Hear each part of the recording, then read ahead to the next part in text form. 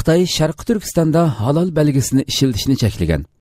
12 dekabr Hindiston vaqt kezdi bergan xabarda ma'lum bo'lishicha, yaqinda Xitoy doiralari Sharqi Turkistonda musulmonlarning halol belgisini ishlatishini rasmiy cheklagan.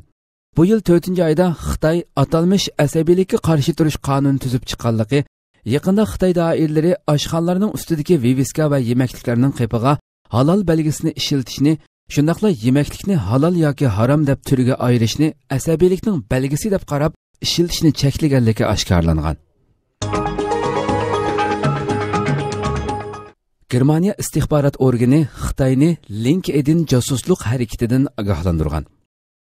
11 dekabr BBC xabarida ma'lum bo'lishicha, Germaniya axborot organi BFV Xitoy axborot tarmoqlari tor orqali oz deganda 10 ming germaniyalikni nishonlab, ularni yeb uchi qilmoqchi bo'lganligini bildirish bilan birga, BFV mas'uli Hans Georg Massen bu xil ahvollar Xitoyning Germaniyaning yuqori darajalik hukumat va siyosatiga og'dirmachilik qilish maqsadining borligini bilib olg'ili bo'lganligini oshkorlab, Xitoyni ogohlantirgan. Netanyahu Yevropa ittifoqidan kutganiga erisholmagan.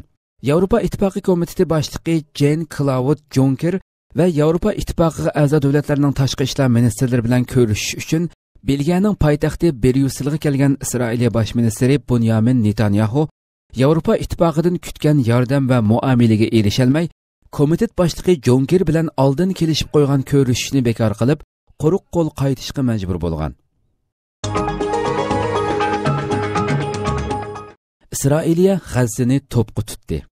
G'azza amonlikni saqlash tarmoqlari G'azza chegarasiga o'rinlashtirilgan Isroiliya to'pchi qismlarining Bayt-Lahya rayonidagi terilg'u yerlarni hujum nishoni qilganligini va hujumda odam o'lish voqeasi ko'rilmaganligini bildirgan. Rossiya askarlari Suriyadan chekinishga boshladi. Rossiya davlat mudofaa ministri Sergey Shoygu muxbirlarning chekinish ishlarining qachongacha davomlashadiganligi to'g'risidagi savoliga vaziyatga bog'liq deb javob bergan. Sergey Shoygu Suriyadan tunji qatimda chekingan askarlarning Rossiyadagi bazalariga qaytganligini aytgan.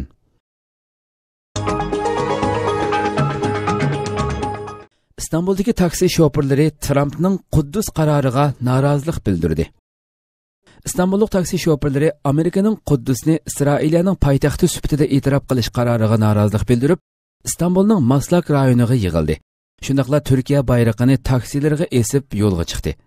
Taksi şoförleri Amerikaning Istiniyadagi İstanbul konsulxonasigacha taksilarning kanaylarini chelib mangdi. Ma'rif jamiyati İstanbulda milliy iroda yig'iniga qatnashdi. Sharq Turkiston Ma'rif va hamkorlik jamiyati bugun 12 dekabr o'zi a'zo bo'lgan milliy iroda munbiri inson va madaniyat harakati tarafidan o'tkazilgan Quddus haqidagi maslahat yig'iniga qatnashdi. Yig'inga Ma'rif jamiyatiga vakolatan jamiyat bosh kotibi Abdul Ahad Abdurrahman apandi qatnashdi.